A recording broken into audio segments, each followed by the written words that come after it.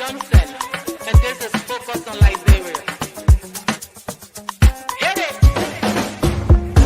From Cape Mount to Cape Palmer, mountain back to Atlantic Ocean, Obomi Hills to Bokondre, to educate, elevate, and promote.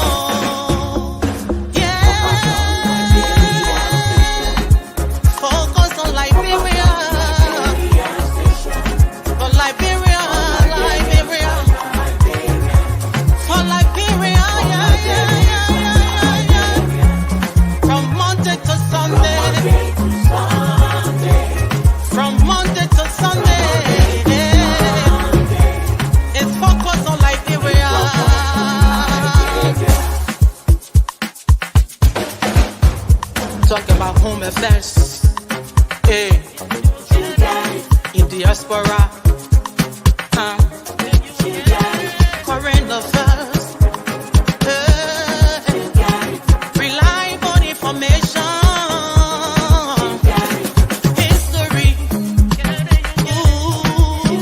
talking about culture, hey, politics, education, entertainment, business, sports, advertisement, articulation. Focus on Liberia. Focus on Liberia. Focus on Liberia.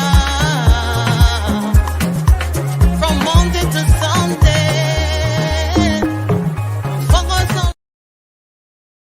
People within National Elections Commission understood what our lawyers did were right. But because of the narrow quest of some people, not to make things maybe against the interest of people that they were interested in, of people that they favor, it should not be based on that. Principally, it should be based on the measurement of justice. So if you will, oversize justice, then I think it will not be pleasant for the intent of why we're all brought on board. But I would just say that I'm proud of the people of Kiwo District. I can never have any greater group of people than the people of Kiwo District. So I want to tell them that, when all of us, ask for strength, God gave us difficulties to make us strong. So the people of Kiwo District will be strong, or will be stronger, because they will overcome this difficulty, because the burden that is before us is for all of us, because they did their best to ensure that the right thing happened. So God also, gave us problems, because we asked for wisdom. And with this wisdom, we are able to solve the problem, and our problem will be solved. So I know that, the people are great people. We'll love them. We'll continue to love them. We'll love them. So all is not lost. And all of what we say we'll do for them, because we value the people of Kiwo District. People don't see Kiwo District, as a place that they think should be where it is. Because I know where Kiwo District is, it took some time. And in history, it took many, many years. Kiwo District, as I said, made history that has never happened in the Republic of Liberia. It has never happened in the Manor River, Union before. It has not happened in the entire Africa besides the state of Benin. Because in competition, Kiwo came, students from Kiwo that we sponsored came number 2 among 54 countries. In the whole of Africa, 52. In the whole world, Kiwo came 12. Now tell me, when we took people from Kiwo, they came 12th in the world amongst 194 countries. Now, when the Republic of Liberia intended to carry children from Liberia, representing the Ministry of Education, the first time it was tried, they took 84th place. The 84th place. Imagine. So you know exactly the quality in people. They don't want to see that. And they don't want to see those people who are fighting for that to happen. So they are doing all they can to make Plibo to be one that will be a circus. But Plibo will never be a circus because we are not clowns. So there will not be a circus atmosphere. Those who want to bring people down will indeed see themselves falling down by themselves. It is stated that don't try to waste your energy to throw stones, at rotten apple because it will fall by itself. So don't waste your energy. So this what they are doing, they think they are trying to hurt us. But I will tell you this much, we will never be hurt because God will always be our side. As we are peaceful, remain peaceful. We all call for peace, we call for harmony. So justice will be done no matter how long it takes and will not relent because our people's time and energy, they are all important and we'll fight for that time and we'll fight for that energy to be restored. Okay, that with your professional workings on Capitol Hill and the level of credibility you have inculcated within the 54th National Legislature, do you see this as a game to delay your participation in the upcoming speakership elections in the 55th National Legislature? Well, I think it's based on fear. The action that you see being demonstrated or orchestrated is based on fear.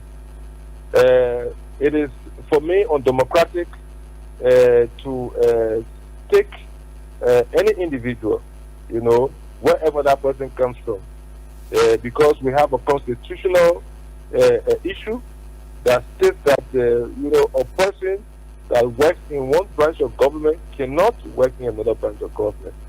So, in the first place, we have somebody who has been compromised. The current deputy speaker, who wants to be speaker, at the point where it is believed that he has been rushing in Plibo Southern District to disturb, to undermine, to deconstruct what has been built liberously by the people of Plibo Southern District, has already been compromised because it is, common knowledge that he is the lawyer for the Central Bank of Liberia. You cannot be a lawmaker and become a Central Bank of Liberia lawyer.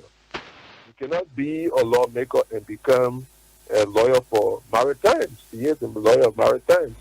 You cannot be a deputy speaker or a lawmaker and also become a lawyer for the LTA, Liberian Telecommunications Authority. So there are so many things that are happening. He being a lawyer and at the same, a lawmaker at the same time, a lawyer for B Mountain and lawyer for Sawway. These are things that have conflict of interest because at the end of the day, you have to have that oversight and you have to represent the people well in the process of bringing these people to book. But with your involvement with them, it will defeat the purpose of overseeing what should be done right. So in the first place, it's wrong because I have personally advised the deputy speaker, and I cannot be the one to go and bring complaint on the floor against him. I advised him, and he has not taken my advice. So I think in my mind, except he changes, but he will not be, right for the office at the moment until perhaps he can soberly reflect and do the needful, meaning that he got to give out all of the interest he has in those private institutions and also the institution of government. In the first place, government does not even have enough resources. I think when we come back, we'll look at the possibility of the Ministry of Justice taking over all of these various entities, government entities, because that's what it's supposed to be. The last time, the deputy speaker, on his own, he led a delegation of the Maritime Authority, which people feel that he's a lawyer, and he led that delegation. You cannot be a legislator and you lead a delegation in your city. That is unacceptable. And again, in some newspaper, I think one time he said he was the legal counsel for the former CEO of Liska, Cohen. So these are things that, in my mind, have compromised everything. And I think these are the interests they try to protect because we have been advising them, and they feel that with our presence, there will be greater scrutiny. So they don't want to have that, scrutinization being carried out in our institutions. But it is good for the democracy. It's good for all of us. The only thing we want a democratic process. We want something that will be just and fair for all of us. So, I mean, I'm encouraging him because he has potential. We are encouraging him to do the right thing, and that's what we all have been advocating for. But it's sad because for the time we have been in the legislature, for the entire 6 years, they have been undermining the office of the Speaker, to the extent that I even had to even speak to the President on some occasion, where the President had to call him, ask them to be corrected because the President did so.